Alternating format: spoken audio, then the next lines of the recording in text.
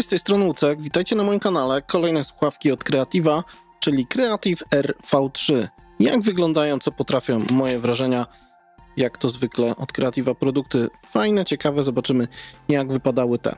Oczywiście opakowanie standardowo jak to w słuchawkach Creativa, jak i w poprzednich Outlierach, które były u mnie na kanale.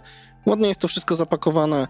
W opakowaniu macie słuchaweczki, oczywiście one już są tu w ładowanie, jest kabel, są 3 rozmiary gąbeczek, więc możecie sobie dopasować.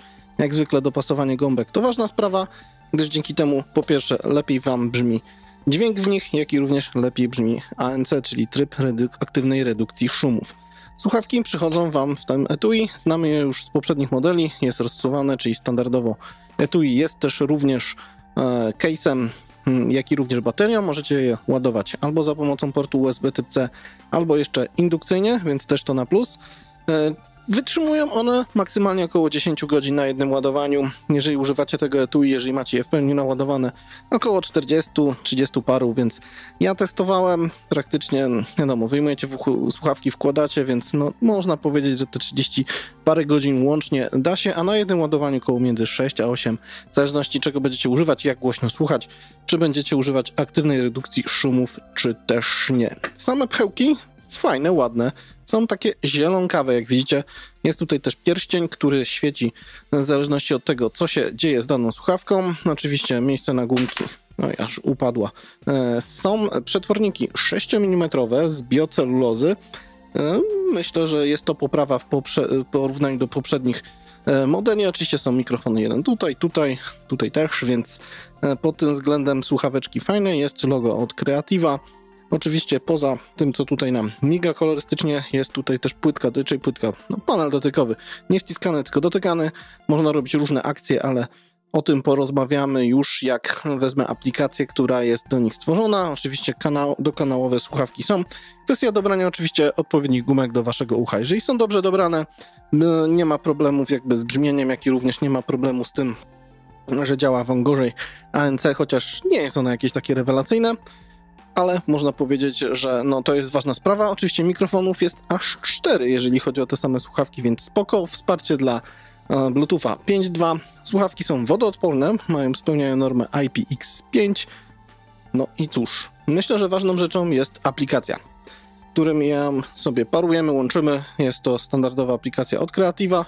No i trzeba tutaj z nią wejść.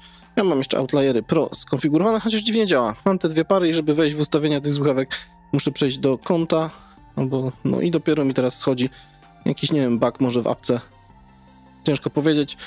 Co ważna sprawa, jeżeli chodzi o apkę do nich. Po pierwsze widzicie, jak one są naładowane. Możecie sobie zaktualizować wersję oprogramowania ich do najnowszej. Polecam. Oczywiście jest korektor i to bardzo fajnie, bo macie tak naprawdę bardzo dużo trybów związanych z muzyką, ale również też z grami. Co ciekawe, no tutaj widzicie, przewijam wam na ekranie, gdzie, w jaki sposób można ją sobie skonfigurować. No, oczywiście możemy też ręcznie tutaj niskie, sobie wysokie tony dostroić, coś zrobić, własny preset, więc to oczywiście jak najbardziej na tak. No, na przykład muzyka wygląda w ten sposób, no, kwestia dobrania. Jest też kontrola trybu aktywnej redukcji szumów, czyli możecie ją albo wyłączyć, tryb ambient włączyć i też dostosować jego jakby moc działania, czyli to, że słyszycie to, co jest na zewnątrz, plus to, co puszczacie sobie z telefonu, czy tam z telefonu, bo to po Bluetoothie łączymy, lub też komputera, telewizora, wiadomo, można to sparować z wieloma urządzeniami. No i jest też również aktywna redukcja szumu, którą możemy tutaj ustawiać. Kwestią działania tej funkcji, żeby ona była sensowna, jest dobre dobranie właśnie gumeczek do uszu. Nie jest ta redukcja jakaś taka mocna. Już miałem okazję słuchać modele z lepiej działającą, więc jest, ale moim zdaniem rewelacyjna to ona nie jest.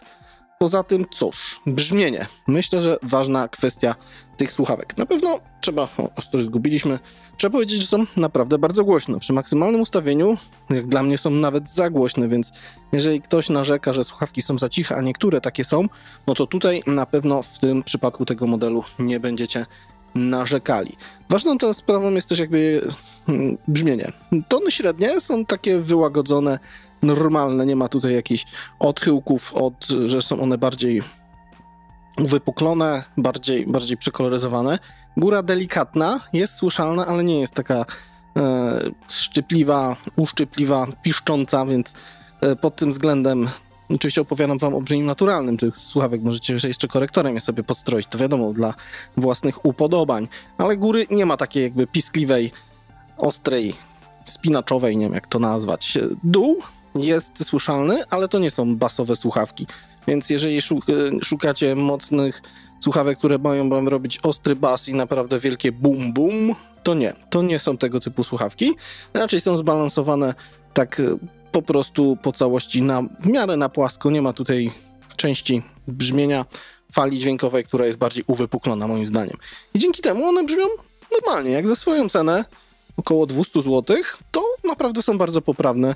Lepiej nawet niż Samsungowe Budsy, moim zdaniem brzmieniowo, tak samo jak Outliery Pro, które są od nich lepsze. Też nie miałem okazji sobie przesłuchać i potestować. Te brzmią trochę mniej. Mniej soczyście, tak to nazwijmy. Jeszcze co do samego brzmienia, słuchawki... Oj, no, mogło się sprzęgnąć, bo jeżeli sobie tam włożycie i coś tutaj przez nie się dzieje, więc może... No, to ma wejść tu. To ma wejść tu, no bo oczywiście mam redukcję szumów pewnie włączoną. Uważajcie na takie sprawy. Nie wiem, czy cię to słyszeli, ale ja słyszałem lekkie przypiskiwanie. Słuchawki wspierają też XFI Ready, czyli tą super XFI technologię Creativa, gdzie sobie skanujecie ucho, odpowiednią aplikację, instalujecie do tego i ten profil powoduje to, że brzmienie jest bardziej szerokie, przestrzenne. Jak ktoś to lubi, można sobie oczywiście korzystać z tego typu rozwiązań.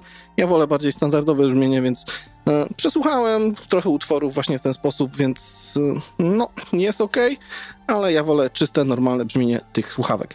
Czy mi się podobały? Jak za 200 zł? Brać w ciemno, a jak jeszcze się gdzieś znajdzie w lepszej cenie, to naprawdę słuchawki takie do wszystkiego, na siłownię jak najbardziej, bo jest IPX5, można sobie posłuchać normalnie muzyki gdzieś idąc, jadąc w tego typu tematach jak najbardziej na tak. Nie są to audiofilskie słuchawki, bo nie wymagajcie od nich nie wiadomo czego, zresztą cena sama wam mówi, że no tutaj będzie to taki model dla każdego. Myślę, że większość osób, które nie ma zbyt wymagającego ucha, na pewno będzie z nich zadowolona. No i tyle o outlierkach. Naprawdę ładnie wyglądające. A, jeszcze właśnie, jak one w uchu się trzymają. Powiem wam, że z mojego nie wypadają. Mam dosyć duże uszka. Dobrałem sobie, teraz chyba są standardowe założone, ale przy tych dużych jest bezproblemowo.